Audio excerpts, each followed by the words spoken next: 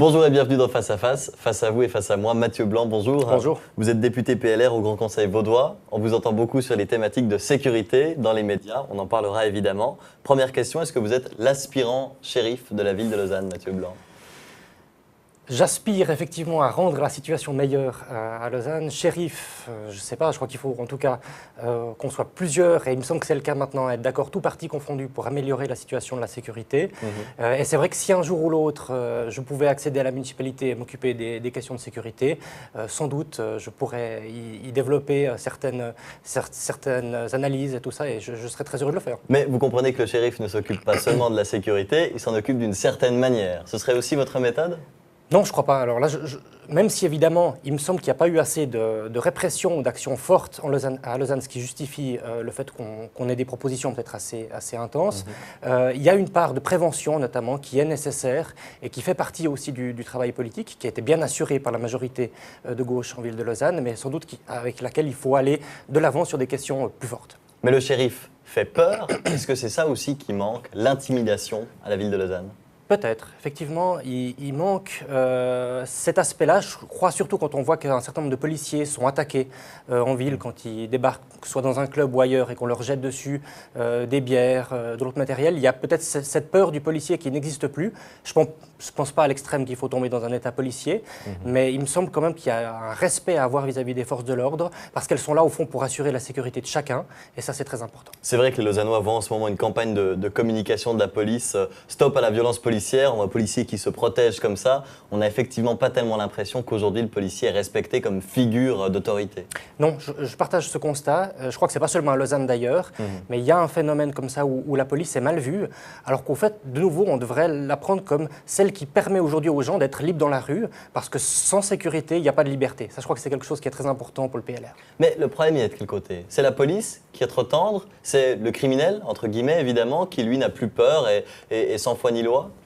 Non, je pense que la police fait son travail, mais il y a un changement de mentalité avec des gens qui aujourd'hui ont moins de respect peut-être qu'à d'autres époques, d'une forme d'autorité. Je crois qu'on peut aussi faire le même constat dans les classes scolaires, quand on entend que des jeunes élèves ne manquent pas d'insulter leurs profs.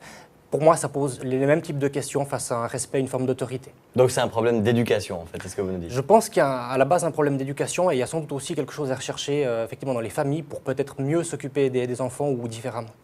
Parlons de la mesure blanc, c'est votre proposition. Elle est passée, l'éloignement, alors là il faut que vous nous expliquiez, l'éloignement de certains groupes, la possibilité d'éloigner des gens d'un certain endroit et de les éloigner physiquement entre eux, c'est ça?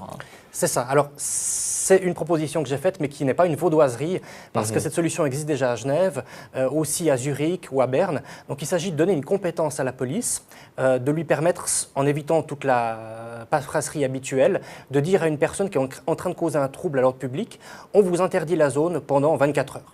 C'est pas excessif, vraiment, elle cause un trouble. Mais ensuite de le prendre physiquement et de le déplacer ailleurs, j'imagine. Alors, bon, on ne sera peut-être pas nécessaire de la menotter pour la conduire à l'extérieur, mais de lui signifier désormais, vous ne pouvez plus aller dans cette zone autour de la gare, autour de Chaudron pour prendre des places lausannoises.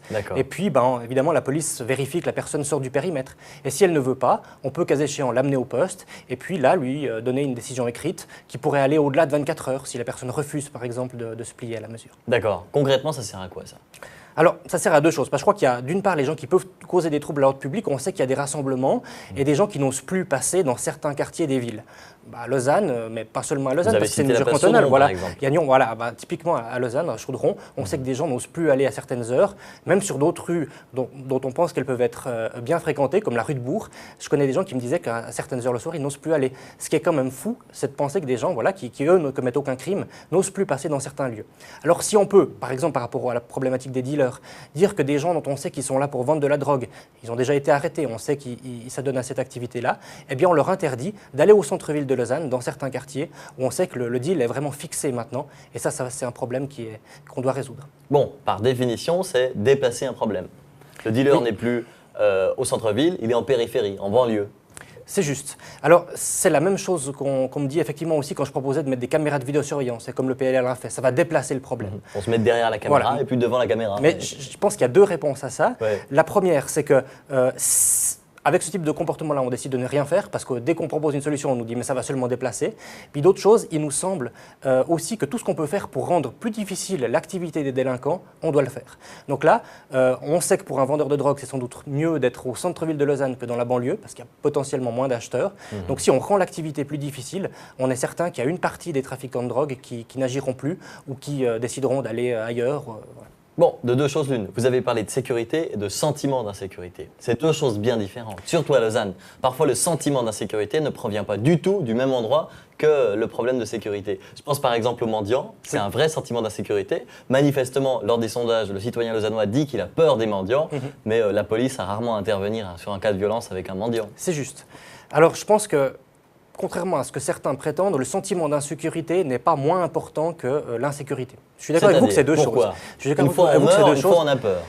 Non, l'insécurité ne signifie pas forcément qu'on va mourir ou une fois on est blessé, une fois on a peur. C'est vrai. Alors, disons qu'évidemment, il faut sanctionner avec beaucoup plus de force, notamment au niveau des peines pénales, le fait que les gens s'en prennent à d'autres personnes, et puis là, la police doit réagir très, très fortement.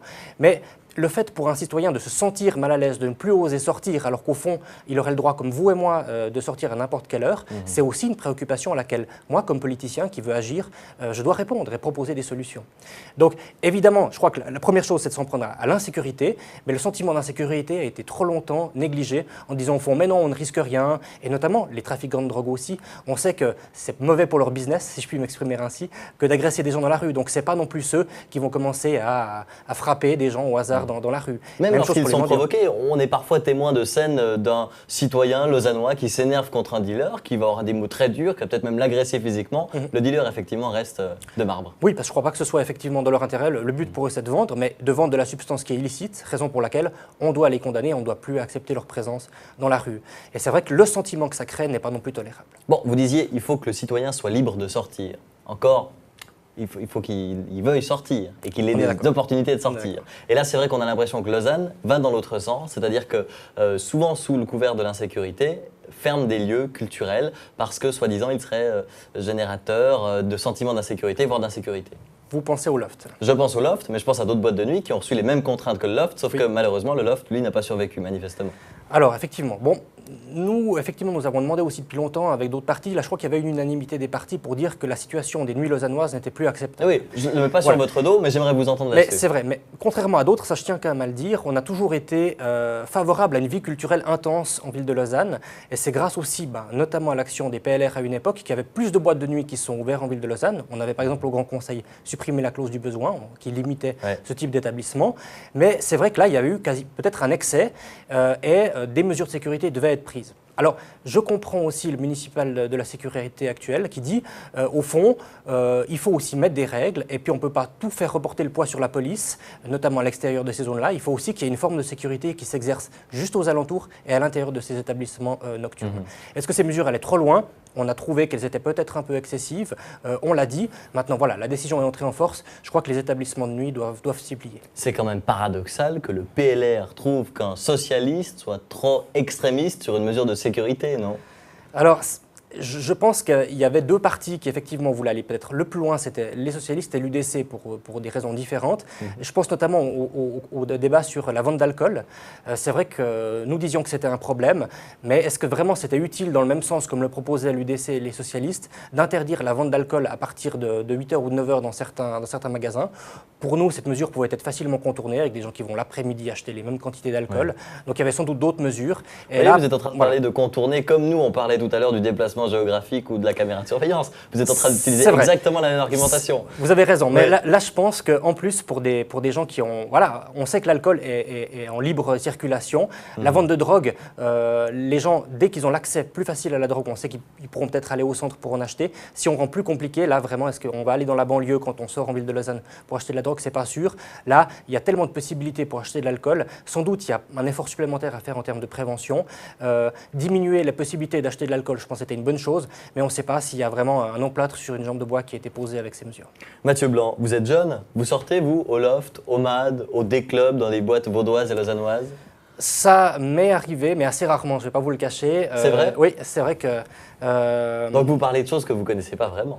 En matière de sécurité, je connais parce que je sors quand même en ville de Lausanne, mais pas dans ces lieux-là. Je suis déjà allé au Loft, donc j'ai vu, pas dans les soirées qui posaient en particulier problème, mais je vois comment cet établissement. Je connais aussi les gens qui y vont, je discute beaucoup. Mais c'est vrai que moi, je fais plutôt partie de ceux qui essaient de trouver des solutions aussi, parce que quand ils sont chez eux à 3 ou 4 heures du matin et qu'ils se font réveiller par des gens qui hurlent en bas devant les fenêtres, vous êtes pas un fêtard, alors? Non, je ne suis pas particulièrement un fêtard, je vais pas vous mentir. Ouais, mais est-ce que c'est pas ça justement qui manque aux politiciens? Un peu d'expérience pratique? Alors, ça dépend. Dans le monde de la nuit, on peut dire sur d'autres choses, mais dans le monde de la nuit surtout, parce que c'est vrai que le politicien, par définition, est quelqu'un qui doit travailler dur et qui ne sort pas beaucoup. C'est vrai. Alors, c'est pour ça qu'effectivement, moi, je termine souvent assez tard mes journées à cause de séances qui se terminent et que quand je peux rejoindre ma femme le soir, eh bien, je ne ressors pas forcément jusqu'à 3 ou 4 heures. Mais on a typiquement dans notre groupe un de mes collègues qui s'est le plus exprimé, Xavier de Haller, qui lui sort abondamment, et donc qui a pu témoigner de certains événements. D'accord, on entendait Fatih Derder aussi. On entendait Fatih Derder qui connaît aussi effectivement la chose. On a d'autres, comme mon président Nicolas Gillard. Donc on a quand même des gens qui connaissent aussi la problématique, mais je pense que c'est aussi important d'avoir ceux qui, même si moi de nouveau, ça m'arrive d'être tard en ville, peut-être pas dans les clubs, mais qui voient aussi le problème de l'autre côté, de ceux qui se font déranger par des fêtards quand ils sont chez eux pour dormir. Bon, quand on regarde la situation lausannoise, c'est vrai qu'elle n'est pas facile. Mais il suffit de voyager un peu, c'est ce qu'on va faire cet été, on va peut-être partir à Paris, peut-être partir à Lyon. Et là, c'est vrai qu'on voit des villes qui, carrément, il n'y a aucune situation qui est comparable à celle de Lyon ou de Paris, par exemple. Est-ce que vous avez l'impression que ces villes-là ont, à un certain point, pas trouvé de solution suffisante et que c'est là le problème, ou que c'est finalement la société qui est ainsi et puis que Lausanne va aussi dans cette direction inévitablement? J'ai envie de vous donner un autre exemple, même s'il est plus lointain, c'est la ville de New York. Oui. J'entends, on sait... Je parlais récemment à quelqu'un qui en revenait, j'y étais pas aussi fréquemment, mais qui me disait « Je me sens beaucoup plus en sécurité à New York qu'à Lausanne quand je rentre ». Bien que la ville compte un nombre de millions d'habitants évidemment très conséquent, parce qu'on sait qu'il y a eu des mesures très fortes qui ont été prises et qu'aujourd'hui, il n'y a plus de zones où par exemple les gens vendent de la drogue impunément, il n'y a plus de mendicité aussi, il n'y a plus de tags forcément sur certaines rues ou extrêmement peu. Voilà, donc il y a des mesures assez fortes qui ont été prises qui prouvent qu'on ne peut pas simplement dire on n'arrive rien à faire, donc autant être laxiste parce que c'est un combat perdu d'avance. Moi, ça, c'est pas le type de discours que je veux tenir. D'accord, donc vous avez l'impression qu'on peut vraiment combattre aujourd'hui l'insécurité et la sécurité, enfin l'insécurité et le sentiment d'insécurité, et puis arriver à des résultats qui sont tout à fait satisfaisants. Des résultats satisfaisants, oui. Alors je ne dis pas pour autant qu'on va éliminer toute forme d'insécurité ou toute forme de violence. Ça, je crois que ce serait complètement irréaliste que de le dire. On voit aussi à Genève qu'avec le conseiller d'État PLR Maudet, il y a des résultats qui sont là. Je crois aussi que notre conseillère d'État de Quattro, dans le canton de Vaud, a des résultats. À Lausanne, c'est vrai qu'on a quand même eu les conséquences de plus de 20 ans de majorité de gauche laxiste en matière de sécurité. J'observe que le nouveau municipal fait un certain nombre de déclarations qui vont dans le bon sens. On espère maintenant que véritablement la situation s'améliore, parce que là, à Lausanne, on a le triste palmarès, vous l'avez peut-être vu récemment, d'être considéré comme la ville la moins sûre de Suisse. Oui. Alors c'est sûr qu'il nous reste sans doute du travail à faire. C'est totalement subjectif. On pourrait vous répondre que plus vous argumentez que la ville de Lausanne n'est pas sûre, plus les citoyens vont se sentir justement en insécurité. Il y a effectivement toujours ce risque-là, un peu comme dans d'autres problématiques de la vie fédérale suisse. Je pense à l'asile, où on nous dit toujours si vous parlez d'asile, vous allez provoquer plus de problèmes. À Lausanne, pendant longtemps, cette question n'a pas été abordée par les partis politiques parce qu'on estimait que ça allait. Et c'est vrai, véritablement cette dégradation et les gens sur le terrain qui nous ont dit ça ne va plus, j'ai été l'objet de X agressions et tout ça, il faut réagir. Et je crois que si là, comme politique, on se dit on ne va pas en parler de peur d'alimenter cette peur. La paranoïa. Voilà. Mais là, je crois qu'on ne remplirait pas notre rôle à nouveau. Ça ne veut pas dire non plus qu'il faut tomber dans l'autre extrême et de dire moi, j'ose sortir le soir. Je ne dis pas que Lausanne est une ville vraiment coupe-gorge comme dans certaines villes au Mexique ou au Guatemala où on se fait tirer dessus quand on sort, c'est bien clair, mais ce n'est pas pour autant qu'on doit dire que ces problèmes n'existent pas. Je ne dis pas aussi que c'est le seul problème en ville de Lausanne. C'est pour ça qu'avec mon parti, par exemple, on parle aussi beaucoup de crèches qui sont un vrai problème, de logements à Lausanne. Il y en a d'autres, mais c'est un parmi d'autres et on l'a laissé trop souvent tomber. En tout cas, la majorité de gauche l'a laissé trop souvent tomber. C'est intéressant. Vous abordez d'autres thématiques et c'est vrai que les médias vous questionnent toujours sur ce sentiment de sécurité, d'insécurité, etc. Comme vous. Vous devez en avoir un peu assez. Vous aimeriez parler d'autres choses peut-être, non? Oui, alors le cas j'en parlais il n'y a pas longtemps avec un de vos confrères qui vous disait, voilà, on vous dit Monsieur Sécurité du PLR, ça fait plaisir d'être identifié sur un thème. Moi, c'est un thème vous avez d'autres choses à dire, c'est ça? Mais j'ai d'autres choses à dire aussi, sur des questions d'économie, sur la famille, sur autre chose. Mais c'est vrai, et je pense aussi que pour les journalistes ou pour le public, c'est plus facile d'être identifié sur un thème où on est un peu spécialisé. Parce que je crois aussi que les problématiques sont de plus en plus difficiles. Et c'est difficile aussi. Moi, ce matin, on était à un débat au Grand Conseil sur la caisse de pension. Je vois les enjeux, mais c'est vrai que j'aurais de la peine à intervenir ou à être extrêmement pertinent, alors que certains de mes collègues connaissent beaucoup mieux la problématique. C'est donc donc normal que ce soit eux qui soient sur l'avant. Mais qu'est-ce que vous avez envie de dire? Profitez-en, je vous pose aucune question, surtout pas sur la sécurité. Qu'est-ce que vous auriez envie de mettre en avant aujourd'hui? Alors, ça dépend si je parle au niveau communal ou au niveau du canton. Mais parlons au niveau du canton. Parlons au niveau du canton. Je crois que ce qui se passe au niveau du canton actuellement, au niveau économique par exemple, ça se passe bien. On a la chance d'avoir un canton qui se porte bien, avec des entreprises, des créations d'emplois, et que cette chance-là, on doit sans doute veiller à la garder avec des mesures très concrètes, continuer à avoir des entreprises qui arrivent. Et puis, moi, je voudrais m'en prendre un petit peu à ce climat de paranoïa aussi, où on met sans arrêt sur le dos des entreprises qui arrivent, des grandes entreprises, les problèmes de mobilité, de transport, d'infrastructure, de logement qui existent. Ils existent, mais il faut alors faire d'autres choses. Il faut investir effectivement dans des infrastructures. Vous savez aussi que Olivier Français à Berne est très actif, par exemple, sur ce genre de choses-là. Il faut être content d'avoir des entreprises et puis développer aussi nos infrastructures, nos logements. Ça, c'est quelque chose auquel on tient beaucoup. Vous avez cité les problèmes qu'on reproche systématiquement aux grandes entreprises, c'est vrai, la mobilité, le logement. Vous en avez oublié un quand même, c'est le fisc, la fiscalité, surtout pour les grandes entreprises. C'est vrai. Là, vous avez l'impression aussi qu'on en fait trop, qu'on est trop dur. Je pense l'opinion publique, oui, pas le fisc, évidemment. Bon, je pense qu'il y a effectivement un débat à ce sujet qui est pas seulement au niveau européen, mais quasiment mondial. On veut s'en prendre aux gens qui viennent et qui payent moins d'impôts. Ce qu'on oublie aussi, ou pas d'impôts. Ce qu'on oublie aussi, c'est que le fait de faire venir des entreprises dans un canton comme le canton de Vaud et qu'elles ne payent pas d'impôts, c'est soumis quand même à des conditions très précises. Elles doivent investir aussi dans la vie communale. Elles ont un certain nombre d'employés à avoir qui eux-mêmes vont payer des impôts en Suisse. Donc vous avez l'impression qu'on est largement gagnant au final quand même. Tout à fait. D'accord. Et vous seriez pour plus d'exonération fiscale alors? Non, je ne dirais pas plus, mais je pense que jusqu'à alors, ça a été un instrument qui était bien appliqué et correctement appliqué par les autorités vaudoises et avec des principes. Donc, en tout cas, actuellement, la même solution devrait être pérennisée. C'est intéressant de vous entendre sur d'autres choses que la sécurité. Je vous remercie, mais vous pouvez néanmoins... Oui, si vous avez envie de me réinviter pour parler d'autres choses que de sécurité, ce sera avec plaisir. On a peut-être encore un tout petit peu de temps. Vous avez abordé la question des crèches. Là aussi, je n'avais pas prévu de vous poser des questions. Vous n'êtes pas le monsieur crèche du PLR vaudois a priori, mais c'est intéressant. Qu'est-ce que vous avez comme proposition? Alors, j'imagine que c'est aussi à mettre dans le contexte de ces entreprises qui arrivent, de plus en plus d'emplois, de plus en plus de citoyens vaudois. Qu'est-ce que vous proposez alors pour ces crèches? Simplement faire plus de crèches?